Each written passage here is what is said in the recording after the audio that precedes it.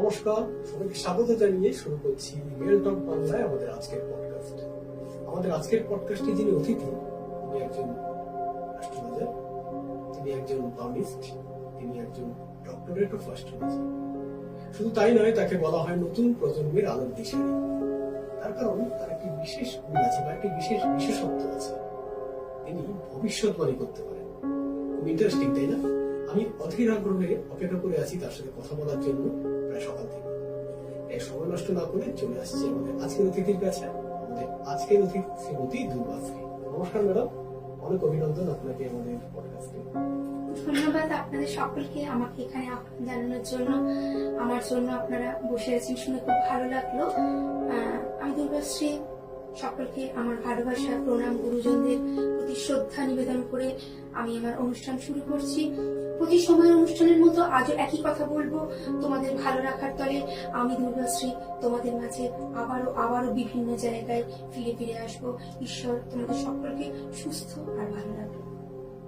Madam, ভবিষ্যতের ব্যাপারটা তো আসছি, আপনি একটু বলুন, আপনি এই অ্যাস্ট্রোলজিতে এলেন কি? অ্যাকচুয়ালি ভালো একটা কথা, ছোট থেকেই না এটা আমার কোথাও একটা নেশা ছিল। নট দ্যাট নেশা, এটা কোথাও আমি ইনহেরিট করতাম। বিকজ আমার বাবাকে আমার ঠাকুরদা, আমি শুনেছি, ওনাকে আমি দেখিনি, আমি শুনেছি আমার বাবারা 12টা ভাই বোন ছিলেন।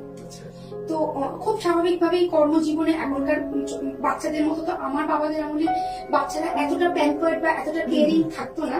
তো তারা পিসিদের বিয়ে হয়ে গেছে, বাবা কাকারা চাকরিতে গেছে। আমি শুনেছি এরকম কোন এক একাদশীর আগে আমার ঠাকুরদা ঠাকুমাকে বলেছিলেন, তুমি সব ছেলেদের একটু চিঠি তার লিখে দাও। তখন তো লেখার ব্যাপার ছিল, তো ওরা যেন সবাই চলে আসে বাড়িতে। আর সেই একাদশীর দিন ঠাকুমাকে বলেছিলেন, তুমি না আজকে অবশ্যই আমার সামনে বসে মাছ খাও, আমার মনে হয় তোমার আর মাছ খাওয়া হবে না।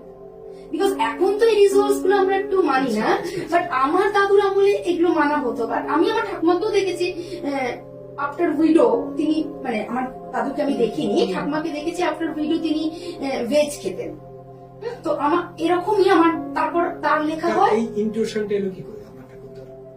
ঠাকুরদার ব্যাপারটা জানি না, উনি পারতেন। মানে মৃত্যুর পর ডায়েরিতে দেখা গেছে, আপনার সাপোজ ডায়েরিতে আপনার সব পার্সোনাল নোট করা আছে, সেখানে জন্মতিথি, মৃত্যুতিথি বলে তার মৃত্যুতিথি তিনি হাতে লিখে পরে দেখা গেছে, বাবাদের মুখে শুনেছি। না, আমার ঠাকুরদা ছিলেন একজন অ্যাডভোকেট, আমতা কোর্টের অ্যাডভোকেট ছিলেন। বাট তার ওই যে মানে পেশায় হয়তো ফর্মালি আমি এসছি, বাট আমার পেডিগিরি ওয়াইজ হেরিডিটিক্যাল ওয়েতে এটা কিন্তু নেশা ছিল। আমার বাবাকে শুনেছি, আমার বাবা মার মুখে শুনেছি, রাতের পর রাত বাবা প্রেডিকশন করতো আর কাগজগুলো ছিঁড়ে ফেলে দিত, মানে পারতো না। মানে কোথাও একটা যখন পারতো না তখন অস্থিরতা। আমি শুনেছি আমার বাবা বাইরে, আমার বাবা মেকানিক্যাল ইঞ্জিনিয়ার, আমি শুনেছি তিনি বাইরে গিয়ে একদম কাগজে লিখতেন যে মার আজকে পেট খারাপ হবে, মানে আজকেই হবে। আচ্ছা। তো উনিও কিন্তু পেশায় ছিলেন না। আমার বাবা একজন মেকানিক্যাল ইঞ্জিনিয়ার, আমাদের র মেটেরিয়ালস গুডের বিজনেস ছিল। পেশায় নেশাকে পেশা করেছি প্রথম আমি। বাট এটা কোথাও একটা, আপনি বললেন না এটা হঠাৎ এটাতে আগ্রহটা এলো কোথা থেকে, তো এটা হয়তো খুব ছোট থেকেই ইনহেরিট করছিলাম। জিনগত হয়তো, মেবি।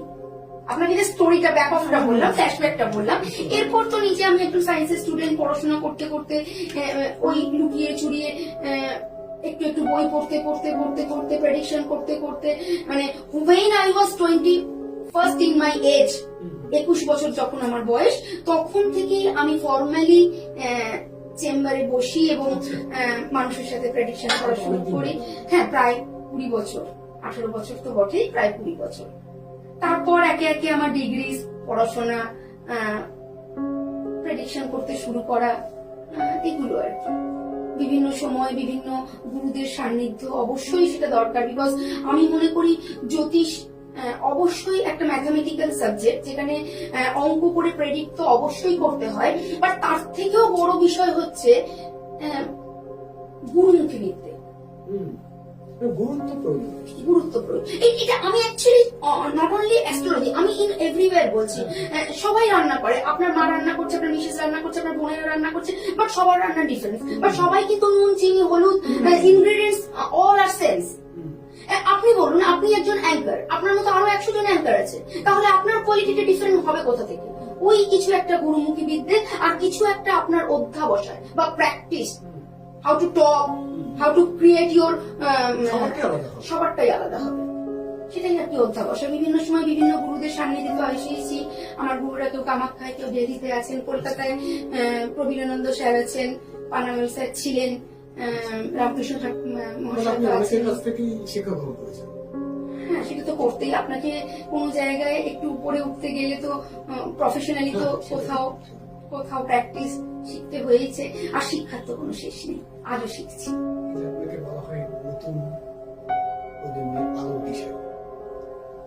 কেন বলা হচ্ছে? মানুষ ভালোবেসে বলছে, তাদের কারণটা তো আমি খুব একটা বলতে পারবো না। তবে আমার যেটা মনে হয়, অ্যাকচুয়ালি আমি বাচ্চাদের খুব ভালোবাসি। বিকজ দেখুন, আমার কোথাও গিয়ে মনে হয় আপনি আমি লাইফে একটা স্টেবল জায়গায় চলে এসেছি। এখান থেকে আমাদের বিশেষ কিছু উন্নতি আর হবার নেই, বিশেষ কিছু অবনতিও হবার নেই। এটাও নেই বলাটাও কিন্তু ভুল, বাট থোড়া কম, হ্যাঁ, অন এন অ্যাভারেজ। তারপরও তো এক্সেপশন আছেই। আমি শুনেছি আমাদের দেশের, আমাদের রাজ্যের কোন এক মুখ্যমন্ত্রী আফটার 50 তিনি মুখ্যমন্ত্রিত্ব পেয়েছিলেন। আমি সেটা এক্সেপশন, বাট নর্মালি একটা এজের পর আমরা কনস্ট্যান্ট। বাট যখন ছোট বাচ্চা, যখন একদম রুট, যখন একটা বর্ন বেবি, যখন তার 10 বছর, যখন তার 12 বছর, যখন তার 15 বছর বয়স, তখন তার জীবনটা গ্রুমিং, সে কোন দিকে যাবে তা সে, ধরুন আমি মানে অনেককে দেখেছি ইঞ্জিনিয়ারিং করলো, করে দেখলো আর ওখানে সাকসেস পাচ্ছে না, চলে এলো একটা গ্রসারি শপ করতে।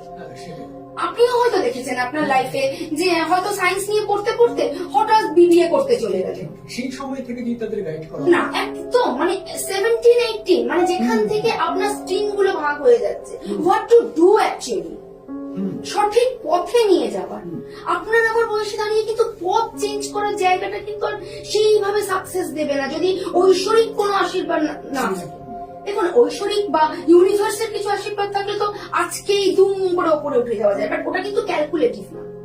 ক্যালকুলেটিভ হয়তো ওপরে উঠতে গেলে যেখান থেকে ম্যাথামেটিক্সটা শুরু করতে হয় অন এন অ্যাভারেজ 16 অনওয়ার্ডস, যেখান থেকে একটা বাচ্চাকে আমি বলবো তুমি কোন দিকে যাবে, তুমি কি নিয়ে পড়বে।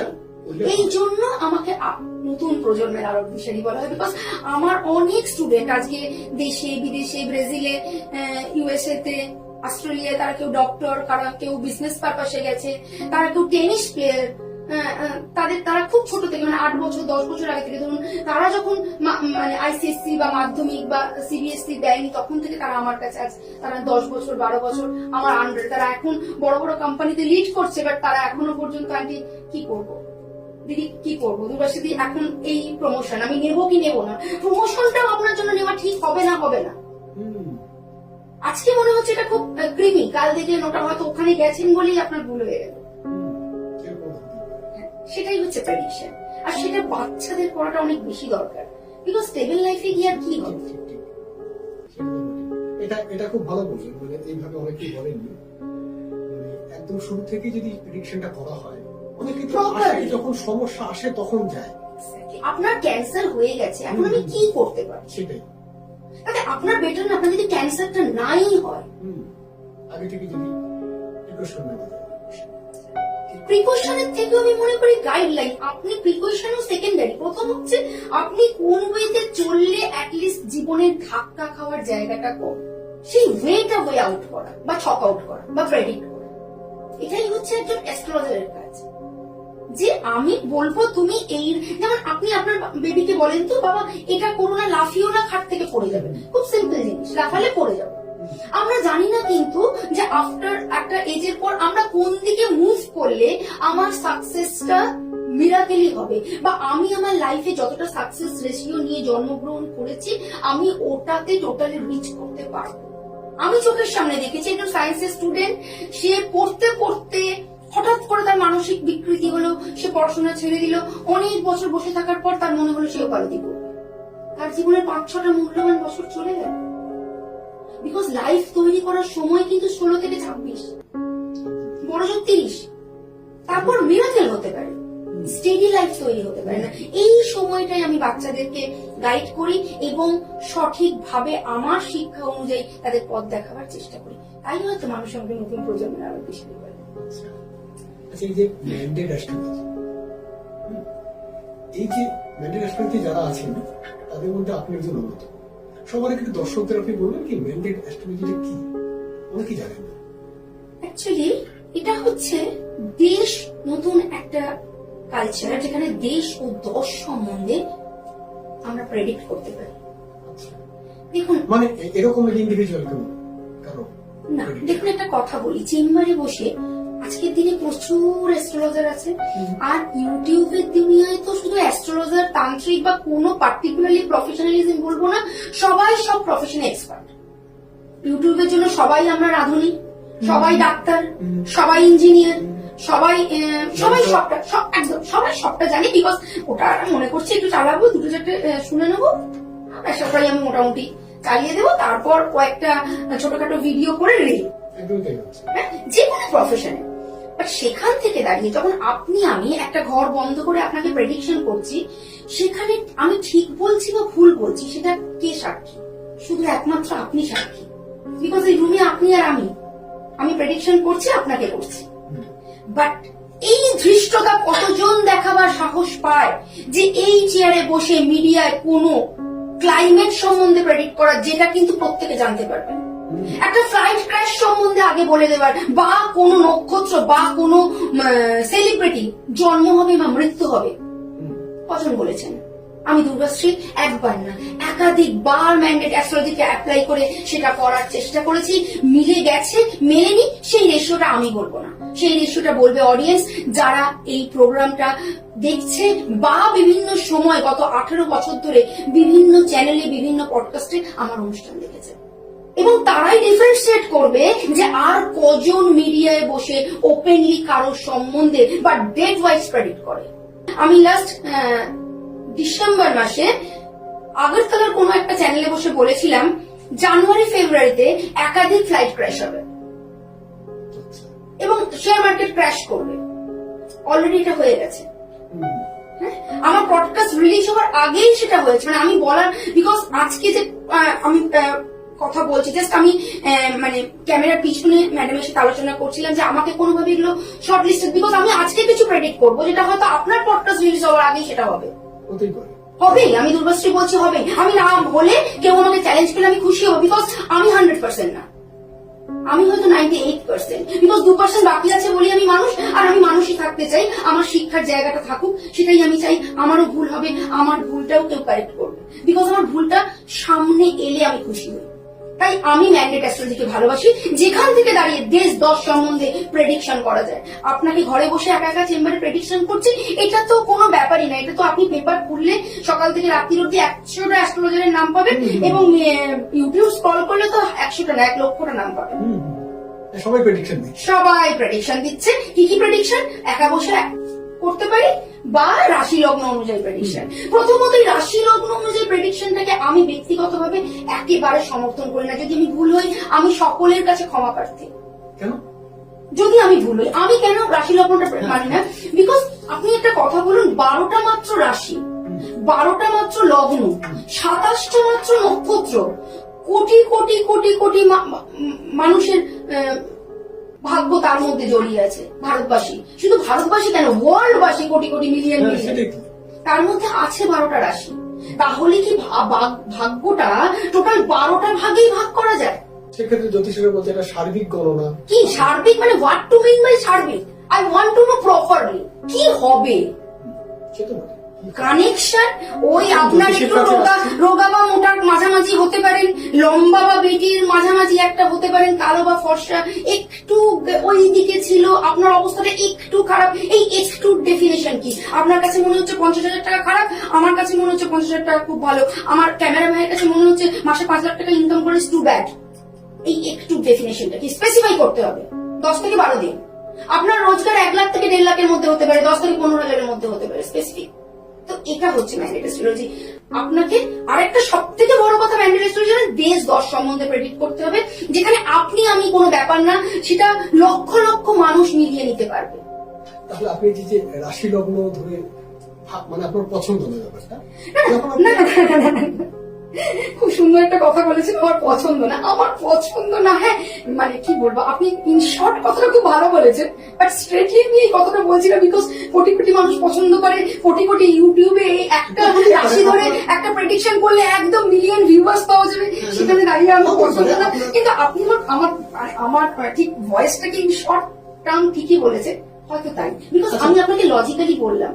ক্ষমা করবেন আমি ভুল কিছু বলে থাকলে। এবার আপনি ভুল বলেননি, আপনি আমার কথাটাকে খুব ক্লিন স্ট্রেটলি বলেছেন, যেটা হয়তো আমি ঘুরিয়ে বলছিলাম, আপনি খুব স্ট্রেটলি কথাটা বলেছেন। আমরা জানতে চাইবো বা আমার দর্শক বন্ধুরা জানতে চাইবো আপনি কিভাবে প্রেডিক্ট করেন জানেন ইন্ডিভিজুয়ালি কারো? প্রথম কথা হচ্ছে প্রত্যেকটা রাশিতে অন্তত 15 কোটি মানুষ বিলং করছে। 12টা যদি রাশি হয়, 130 কোটির যদি দেশ হয়, তাহলে প্রত্যেকটা রাশিতে ম্যাথামেটিক্যাল হইতে 15 কোটি মানুষ মিনিমাম বিলং করছে। তাদের সকলের ভাগ্য কখনো কি এক হচ্ছে? আপনি বলুন, সাপোজ আই ডোন্ট নো আপনার রাশি। হ্যাঁ, এবার আপনার মিন, আচ্ছা আমিও মিন। আমাদের সময়টা কিন্তু 27 জুনের পর থেকে একটু সমস্যায় পড়বো। বেশ সমস্যা। না না, এখন ঠিক আছে, এখন ঠিক আছে, এখন চলছে। হ্যাঁ, 27 জুন শনি বক্রী হয়ে যাবে। হ্যাঁ, বক্রী হয়ে গেলে একটু প্রবলেম হবে, একটু প্রবলেম হবে। এর আগে বক্রী হয়ে এখন তো আবার স্ট্রেট চলছে শনি, অ্যাকচুয়ালি ডিরেক্টলি এখন 7.5 চলছে। যদিও বৃহস্পতিকে শনি খুব একটা এফেক্ট করতে পারে না, খুব বেশি এফেক্ট করতে পারে না, বিকজ তারা শনি কাকে এফেক্ট করে জানেন তো? আমরা ভাবি শনি 7.5 মানে একটা বিস্তর ভয়ের ব্যাপার, এটাও একটা মিসকনসেপশন। শনি মানেই 7.5 মানেই একটা খারাপ। This is a big misconception. খারাপ নয়, তাহলে সবাই বলে কেন খারাপ? আপনি যখন অন্যায় করছেন তখন আপনি বুঝতে পারছেন না আপনি খারাপ, বাট আপনি যখন অন্যায়ের ফল পাচ্ছেন তখন আপনার খুব মনে হচ্ছে আমার সময়টা খারাপ। আমরা সারা বছর পড়াশোনা করিনি, আমাদের সময়টা কিন্তু খারাপ ছিল না। রেজাল্টের দিন যখন দুটো সাবজেক্টে ব্যাক পেলাম তখন মনে হলো আমার সময়টা কিন্তু খুব খারাপ। এটা হলো শনি, বিকজ শনি আমাদের কর্মফল প্রদান করে। আপনি হয়তো জানেন, বা আমার অনেক ভক্তরাও হয়তো জানে, এই শনির 7.5-তে ভারতবর্ষের 2 জন প্রধানমন্ত্রী তার প্রধানমন্ত্রিত্ব পিরিয়ডটা ক্যারি অন করেছেন। তাহলে আমরা কি করে বলতে পারি যে শনি 7.5 খারাপ? শনি আমাদের কর্মফল প্রদান করে। আপনি দিনের পর দিন যে অন্যায় করেছেন, শনি সেটার রেজাল্ট আপনাকে দেয়। খুব কম ক্ষেত্রে বৃহস্পতি অর্থাৎ মীন এবং ধনু রাশি লগ্নের মানুষরা শনির 7.5 কু এফেক্ট কিছু পরিমাণ কম পায়, বিকজ অফ বৃহস্পতি এদের লিডিং গ্রহ। ইন মানে নর্মাল কেসেস, আমি আবার বলছি, আমি রাশি লগ্ন অনুযায়ী প্রেডিকশনকে আপনি যেটা ইন শর্ট বললেন সেটা আমি ওইভাবে না বলে বলছি, আমি শুধু রাশি লগ্ন মানে অনুযায়ী কোনো প্রেডিক্ট করতে চাই না। বাট বৃহস্পতির লোকেরা অন্যায় কম করে, বিকজ লোকে ভাবে বৃহস্পতি আমাদের অর্থ প্রদান করে না, বৃহস্পতি আমাদের সৎ করে, বৃহস্পতি আমাদের জ্ঞান প্রদান করে। হ্যাঁ, আপনি যদি বলেন জ্ঞান আর অর্থ কো রিলেটেড, তাহলে রাইট, বাট ফাটকা অর্থ কিন্তু খুব কম মীন এবং ধনু রাশি লগ্নের লোকেদের কাছে আছে, খুব কম আছে। আবার বলছি, নেই বলবো না, বিকজ হরোস্কোপে 9টা গ্রহই কিন্তু ইন্ডিভিজুয়াল শক্তিশালী এবং দশা অন্তর্দশা শক্তিশালী। এই কারণে বৃহস্পতি রাশি লগ্নকে শনি কম ইফেক্ট করতে পারে, তাদের শনির 7.5-তে কম লস হয়। এদেরকে শনি একটু কম, একটু কম, বিকজ কারণটা বললাম। এখন এই সময়টা আপনি বললেন যে এই মীন রাশিতে তো 27 জুন থেকে একটু সমস্যা হবে। হ্যাঁ, অলরেডি 7.5 চলছে, অলরেডি তো মিনের উপরই শনি আছে, বকরি হবে, 6 মাস থাকবে, 6 মাস বকরি থাকবে। আবার বলছি, কোনো প্রবলেম মানে এমন না, ইন্ডিভিজুয়াল হরোস্কোপ ইজ ডিফারেন্ট। আপনি আমি দুজনেই নিন, আমাদের প্রফেশন না সামনেই যখন আছি, দেখুন রাশি অনুযায়ী প্রেডিকশন আপনি আমি দুজনেই নিন, কিন্তু ইনিশিয়ালি কিছু মিল আছে, বাট ভাগ্যের মিল নেই। আপনার রংটাও পরিষ্কার, আমার রংটাও মধ্যম, মিল। নর্মালি বৃহস্পতির রংটা একটু পরিষ্কার হবে, বাট ভাগ্যটা সেম না। আপনি ডিফারেন্ট প্রফেশনে আছেন, আমি ডিফারেন্ট প্রফেশনে আছি, তাহলে রাশি ধরে প্রেডিকশনটা ঠিক হয় না, হতে পারে না। একটা ওভারঅল ক্যালকুলেশন করা যেতে পারে, আচ্ছা, লগ্নতে তো আলাদা হতেই পারে, ধরুন আপনার লগ্নটা আলাদা, হ্যাঁ। এজন্য একটু আলাদা হচ্ছে, আমার লগ্ন আলাদা, হ্যাঁ, আপনার বাকি সব আলাদা গ্রহরা। বাকি সব সাবলট না, আপনার হরোস্কোপে আরো শনি, মঙ্গল, বুধ, বৃহস্পতি, রাহু, কেতু প্রত্যেকে ডিফারেন্ট ডিফারেন্ট ঘরে বসে আছে। আপনার আমার যদি সেম হতো, আপনার যটা সন্তান আমার তটা সন্তান হতো, তাহলে মীন রাশি কি সবার সেম সন্তান? আপনার ফিনান্সিয়াল ক্যাপাসিটি যা হতো আমারও তাই হতো, সেটা কি আদৌ হচ্ছে? না, এটা হয় না। আপনারা মিলিয়ে দেখুন, আমি প্রত্যেককে অনুরোধ করছি মিলিয়ে দেখুন, এটা হয় না। হরোস্কোপে 9টা গ্রহই ভুল, আর শুধুমাত্র চন্দ্র যে ঘরে অবস্থান করছে বা শুধুমাত্র লগ্ন যে ঘরে অবস্থান করছে সেটাই ঠিক, এটা তো নয়। নক্ষত্র, হ্যাঁ, এগুলো প্রত্যেকটা প্রায়োরিটি। মীন রাশি যারা যারা নক্ষত্র আছে, এবার মীন রাশিতে 3টে নক্ষত্র আছে, 3টে নক্ষত্র তো এক ফল দেবে না। সেখানে তো আলাদা হচ্ছে। হ্যাঁ হ্যাঁ, প্রত্যেকটা জায়গা আলাদা। আচ্ছা, এখন খুব শুনছি মানে বর্তমান অবস্থায় বৃহস্পতি নাকি তুঙ্গস্থ অবস্থায় আছে, এটা সবারই ভালো হচ্ছে, এমনকি দেশের জন্য নাকি ভালো হচ্ছে, তাই কি আপনার কি মত? দেখুন, আমি আবার একটা কথা বলছি, বৃহস্পতি তুঙ্গস্থ, পার্টিকুলারলি একটা গ্রহ তুঙ্গ থেকে প্রত্যেকের ভালো করছে এই ধারণায় আমি একমত নই। আপনাকে তো ব্যাখ্যা করবোই, তার আগে আমি দুর্গস্থ একটা প্রেডিকশন করে দিই। বৃহস্পতি তুঙ্গস্থ, সারা দিকে সবাই বলছে তুঙ্গস্থ বৃহস্পতি ভীষণ ভালো ফল দেবে। আমি দুর্গশ্রী আজকে আপনার পডকাস্টে বসে বলে যাচ্ছি, 15 জুন থেকে 15 সেপ্টেম্বর অব্দি অত্যন্ত ঘোর একটা সময় যাবে, যে সময় কি কি হতে পারে, যে সময় অবশ্যই ভাবে একাধিক বিমান দুর্ঘটনার সম্ভাবনা আছে দেশে এবং বিদেশে, সম্ভাবনা আছে ল্যান্ডস্লাইডিং এর সম্ভাবনা অবশ্যই ভাবে রেখে গেলাম, সম্ভাবনা না হবেই অতিবৃষ্টি এবং অতি খরা, অর্থাৎ অতি বৃষ্টিতে কোনো জনজীবন বিপন্ন হবেই। এই প্রেডিকশন গুলো আবার করে গেলাম এবং টাইম লাইন দিয়ে গেলাম, এটাই হচ্ছে ম্যান্ডেট অ্যাস্ট্রোলজি। আপনি বলছিলেন আজকে কিন্তু আমি টাইম স্পেসিফিক করলাম, যেখান থেকে আপনার ব্রডকাস্টিং হোক বা আপনি যেখানে যেখানে টেলিকাস্ট করবেন প্রত্যেকটা মানুষ, লক্ষ লক্ষ মানুষ শুনতে পাবে এই সময়, এবং তারা কমেন্ট সেকশনে ঠিক বা ভুল রিপ্লাই করতে পারবেন। আপনাকে দরজা বন্ধ করে আমি কি প্রেডিকশন করছি সেটা কিন্তু কেউ শুনতে পাচ্ছে না, ঠিক বা ভুল একমাত্র দাবিদার আপনি। আমার এই ধৃষ্টতাই আমি আমার গুরুদের থেকে এবং আমার ভক্তদের আশীর্বাদ ভালোবাসায় এইটুকুই আমি পেয়েছি, এটাই আমি চেষ্টা করি। যাই হোক, আপনার প্রশ্নের উত্তরে চলে আসলাম প্রেডিকশনের পর। তুঙ্গস্থ বৃহস্পতি, হ্যাঁ, কিছু রাশির জন্য বেটার অবশ্যই হবে। রাশিগুলোর কথা একটু বলি, বৃশ্চিক, কুম্ভ এবং বৃষ, এই 3টে রাশির জন্য সময়টা শুভ ফল দেবে। মীনের জন্য সময়টা আংশিক শুভ, তবে কামিং 27 জুলাই অনওয়ার্ডস শনি আবার মীন রাশিতে বক্রী অবস্থায় থাকবে।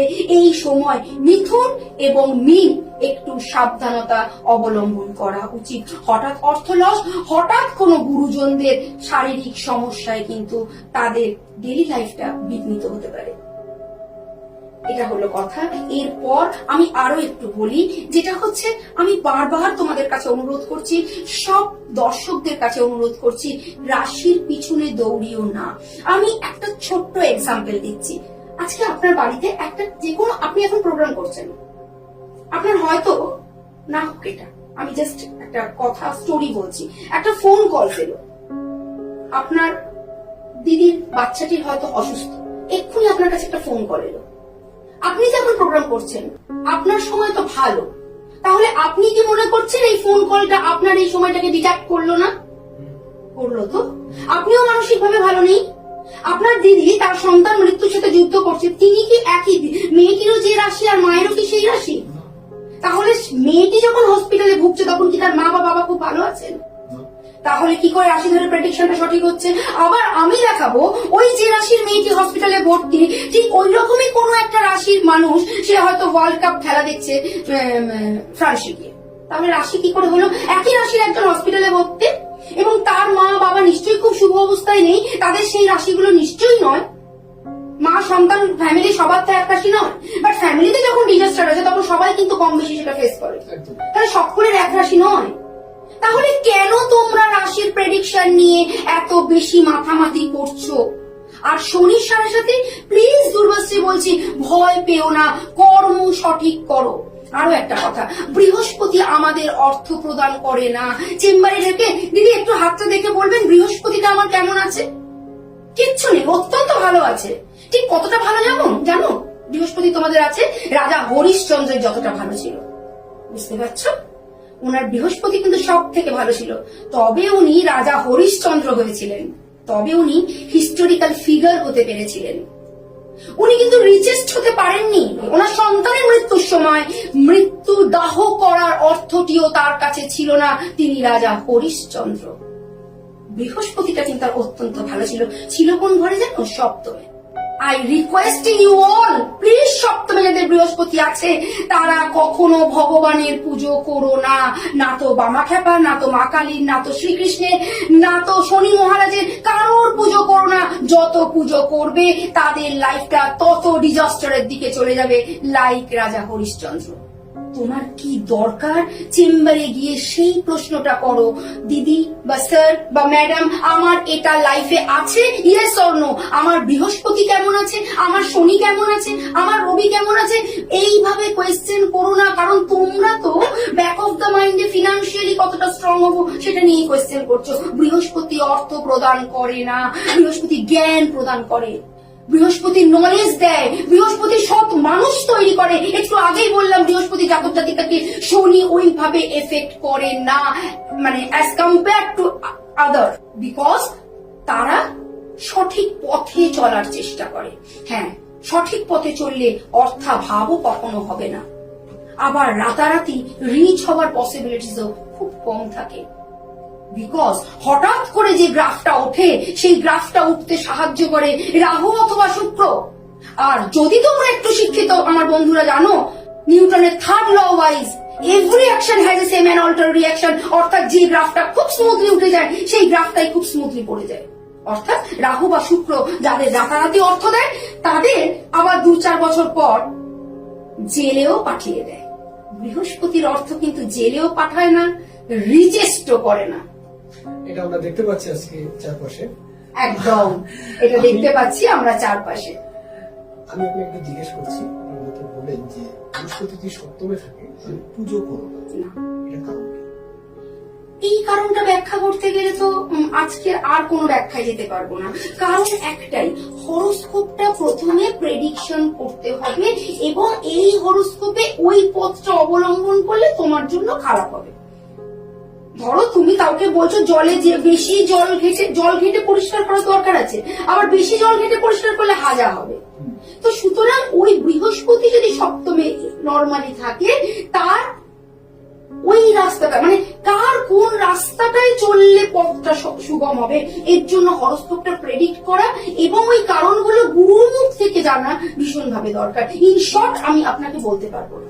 একটা প্রশ্ন করি আপনাকে, এই যে আপনি বললেন যে এটা খুব ভালো, মানে পয়েন্টটা খুব ভালো, খুব ভালো সেন্স মেক করেছে নিশ্চয়ই, যে রাশি তো অনেকেরই মিলছে, খুব ভালো আছে খুব খারাপ আছে। আর যার রাশিতে প্রধানমন্ত্রী যে রাশিতে আছে সেই রাশিতে নিশ্চয়ই আরো 1200 কোটি মানুষ আছে। হ্যাঁ সে তো বটে, সবাই প্রধানমন্ত্রী, সবাই প্রধানমন্ত্রী, তাহলে উনি তো রাশি বা রাজা হয়েছেন, যে রাজা হয়েছে সে তার একটা রাশি আছে, তার রাশি আছে। সেম রাশিতে হয়তো সে অনেকজন ঢুকে। রাশির প্রেডিকশন থেকে প্লিজ একটু দূরে থাকো। তারপরও আমি বললাম বৃহস্পতি পূর্বস্থ থাকার জন্য কোন কোন রাশির একটু বেটার হতে পারে, কারণ মানুষ খুশি হয়। কোন প্রেডিকশনে যাবে? হরোস্কোপ প্রেডিকশন করতে জানতে হবে প্রথম, মাঝখানে এবং শেষ একটাই কথা, we should know properly how to predict our horoscope. এরপর অন্য কিছু। একজন ডক্টরকে আপনি একটা কথা বলুন তো, একই ইয়ারে একই ব্যাচে একই টিচারের থেকে পড়ে 100টা ডক্টর একই ইয়ারে পাস আউট করছে, তাদের সকলের পজিশন কি সমান? কেন নয়? তাদের অধ্যাবসায়, তাদের সাধনা, তাদের গুরুজ্ঞান, তাদের হরোস্কোপ ইন্ডিভিজুয়াল। অর্থাৎ প্রথম হরোস্কোপটা জানতে হবে, আদৌ কতটা তোমার হরোস্কোপে পসিবিলিটিস আছে। শুধু আমি রেমেডিস করে ভালো হয়ে যাব, প্রথম এই কনসেপশন থেকে প্রত্যেককে অনুরোধ করছি বেরিয়ে আসার জন্য। ঈশ্বর আমাকে কি দিয়েছেন? তুমি কি মনে করছো একজন কুচকুচে ওয়েস্ট ইন্ডিজের একজন কুচকুচে কালো মানুষ রোজদিন পার্লারে যদি যান, রোজদিন রেমেডিস করেন, তিনি একজন মানে সাউথ আফ্রিকার ফর্সা মানুষ হয়ে যেতে পারবেন? তাহলে রেমেডিস প্রথম না, প্রথম হরোস্কোপ, প্রথম ডক্টর। আজকে প্রত্যেকে আমরা জানি ক্যালপল খেলে ভালো হয়ে যায়, জানেন তো, আপনি জানেন তো জ্বর এলে ইনিশিয়ালি ক্যালকল খেয়ে নিতে হবে। আমার খুব একটা রোগ ভোগ হয় না, আমি ওষুধের নাম জানি না, বাট আমার ফ্যামিলির অনেকে জানেন পেটে ব্যথা হলে কি খেতে হবে। আপনারাও জানেন লুজ মোশন হলে কি ওষুধ খেতে হবে। তাহলে আপনি লুজ মোশন বা পেট খারাপ বা জ্বর এলে কি ওষুধটা কিনে খেতে পারেন? তাই ডক্টরকে তো 1200 টাকা ফিস দিয়ে আপনাকে দেখাতেই হতো না। বিকজ আপনাকে জানতে হবে আপনার লুজ মোশনটা কি পেট খারাপ থেকে হয়েছে, ফুড পয়জন থেকে হয়েছে, না আপনার ভিতরে বড় কোনো ডিজিজ হয়ে গেছে যার জন্য আপনি আপনার স্টমাক খারাপ হয়ে গেছে, আপনার লুজ মোশন হচ্ছে। তাহলে এটাই হচ্ছে একজন অ্যাস্ট্রোলজারের কাজ, যে আপনি ঈশ্বর বিধি আপনাকে কি বিধান দিয়ে জন্ম দিয়েছেন সেটা প্রথম জানতে হবে। প্রথম অ্যাস্ট্রোলজারের কাছে গিয়ে আমার ভাগ্যটা শুধরে দিন প্লিজ বলবেন না, আরো ঠকবেন, ঠকবেন, দিনের শেষে বলবেন জ্যোতিষ ভণ্ড। না, আজকে আপনাদের মিথ্যে প্রশ্রয়ের জন্য পেপারে সকাল থেকে রাত্রির অব্দি দেখা যায় 5,000, 10,000, 12,000 টাকায় বশীকরণ হয়ে যাচ্ছে। আরে একবার আপনাদের শিক্ষিত মানুষের মনে প্রশ্ন আসে না, যদি মাত্র 15,000 টাকায় বশীকরণ হতো, তাহলে আমি একে তাকে বশীকরণ না করে মোদিবাবুকে, মমতা ব্যানার্জিকে, সোনিয়া গান্ধীকে 15,000 টাকায় বশীকরণ করলে বলুন তো আমার লাইফটা কত ভালো হতো। একটু চিন্তা করে বলুন, ইজ ইট পসিবল? হয় না বন্ধু, হয় না। বাস্তবে ফিরে এসো, বাস্তবে থেকে যদি বিচার করতে শেখো জীবনের সব অ্যাচিভমেন্ট পাবে। তাহলে একজন প্লেয়ার রোজ দিন মাটিতে পরিশ্রম করতো না শুয়ে শুয়ে, একজন ওই কারোর কাছে গিমিকে চলে যেত আর 20,000 টাকায় তাকে সচিন তেন্ডুলকার বানিয়ে দেওয়া যেত। হয় না। আর্চারিকা শুধুমাত্র সচিন তেন্ডুলকারকে ট্রেন করেননি, লক্ষ লক্ষ স্টুডেন্টকে ট্রেন করার পরই সচিন তেন্ডুলকার হয়েছিলেন, বিকজ তার হরোস্কোপে ছিল please I am requesting you all, first নিজের হরোস্কোপটা প্রপারলি জাজ করো, সেখানে কোথায় কোন গ্রহ আছে, ঈশ্বর তোমাকে ম্যাক্স টু ম্যাক্স কি ভাগ্য দিয়ে জন্ম দিয়েছেন, তুমি ম্যাক্স টু ম্যাক্স কোথায় যেতে পারো। এরপর দরকার রেমেডিস, তান্ত্রিক, সাধনা, অ্যাস্ট্রোলজি, অ্যাস্ট্রোলজি না, যে কোনো ওয়ে অফ রেমেডি, ভ্যারাইটি। উনি কথা বলতে বলতে আমি নিশ্চয়ই রেমেডির ব্যাপারেও তোমাদেরকে বলবো। সেই পথে যদি তোমার ভাগ্যে 200 লিটার জল ভগবান দিয়েছেন, এবার ছোটখাটো লিকেজ ভুলভাল হয়ে 50 লিটার 60 লিটার জল বেরিয়ে যাচ্ছে, আমি কথা দিচ্ছি, আমি দুর্গাশ্রী তোমাদের হয়ে বলে দেব এবং ব্যবস্থা করে দেব যাতে তোমার ট্যাঙ্কে 200 লিটার জলই থাকতে পারে, অর্থাৎ ভাগ্যের ম্যাক্সটা তুমি পেতে পারো। বাট 220 লিটার জল আমি কেন বন্ধু, ঈশ্বর যিনি জন্ম দিয়েছেন তিনিও চাইলে আর চেঞ্জ করতে পারবেন না। বিধির বিধান খণ্ডাবে, তুমি কি এমনই শক্তিমান? হরোস্কোপ তো বললেন, এটা কোন হরোস্কোপ ধরে প্রেডিকশনটা খুব সস্তা হয়ে যাচ্ছে নাকি? কেন বলুন তো? হ্যাঁ, এখন সফটওয়্যার আছে, সফটওয়্যারে date of birth, time of birth, place of birth ফেললে একটা হরোস্কোপ বেরিয়ে আসছে।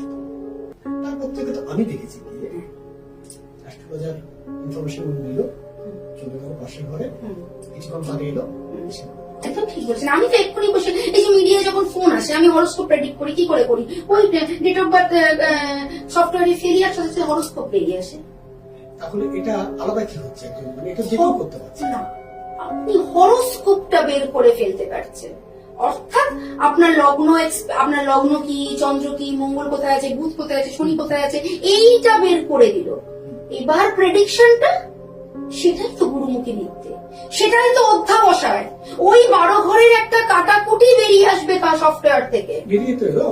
এবার এই প্রেডিকশনটা কি এত তাড়াতাড়ি হয়ে যাবে? দেখি সঙ্গে সঙ্গে বলে যাওয়া যায় না, 1 থেকে 1.5 ঘন্টা লাগে। ওই কি বলবো বলুন তো, প্র্যাকটিস ওয়াইজ। যেমন আপনি একদম নর্মালি চিন্তা করুন, একজন ডক্টর যখন আপনি ঢুকবেন, তার ওই প্র্যাকটিসের ডেপথ অনুযায়ী তিনি আপনাকে দেখেই মোটামুটি বলে দেবেন যে আপনার রোগা হওয়ার রিজনটা হচ্ছে আপনার শরীরে এই মেটাবলিজমের গন্ডগোল আছে, এই থাইরয়েডস এর কনফিগারেশনের গন্ডগোল আছে। ওভারঅল তার প্র্যাকটিস থেকে তিনি কিন্তু বলে দেবেন আপনার চোখটা লাল হয়েছে, আপনার জন্ডিস হয়েছে, না আপনার নর্মালি চোখটা একটু রোগ রয়েছেন বলে লাল হয়েছে, আপনি ডক্টর বলতে পারবেন, আমি পারবো না।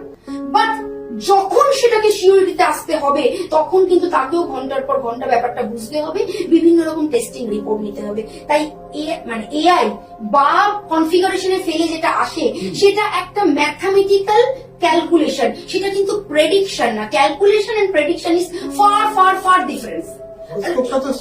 সবাই সেম, হরোস্কোপ সবার সেম। আপনি 100 জনকে দেখালে আপনার মীন রাশি বলবে কিন্তু বাট 100 জন কিন্তু আপনার হরোস্কোপের প্রেডিকশন সেম করবে না।